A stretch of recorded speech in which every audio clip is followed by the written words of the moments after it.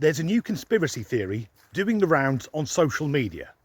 And even for a conspiracy theory, this one is out there. It's mostly being peddled by right-wing religious nutjobs and the Common or Garden Tinfoil Brigade. And the conspiracy theory is this: if you wear Reebok trainers, you're openly showing that you're a Satanist. The theory came about after Reebok launched these trainers. They're meant to take inspiration from footwear from Japan from the 15th century. And I'll say anyone wearing those may not be a Satanist, but they will be a twat.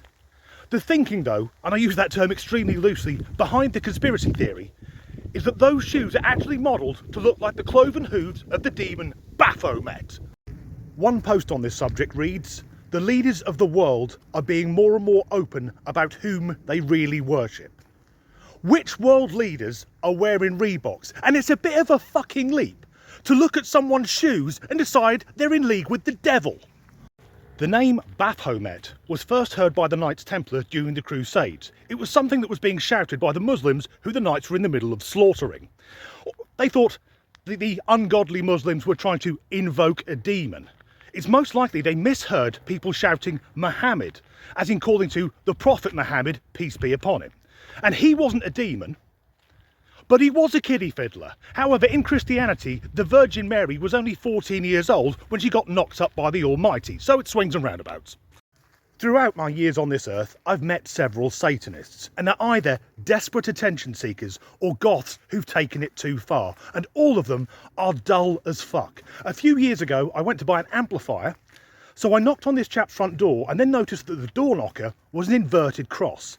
Inside the house, everything was painted black, inverted crosses and pentagrams everywhere, and I thought either I'm buying a Marshall or I'm getting murdered.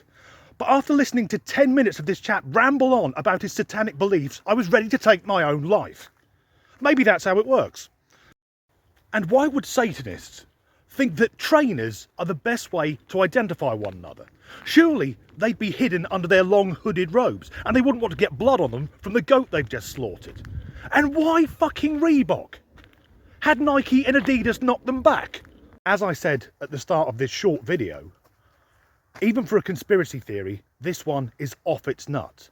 But if we have a look at those trainers again, I don't think they look like goat's hooves. To me, they look more like camel toes, which makes sense, because anyone wearing those shoes will be a cunt. As ever, thanks for watching.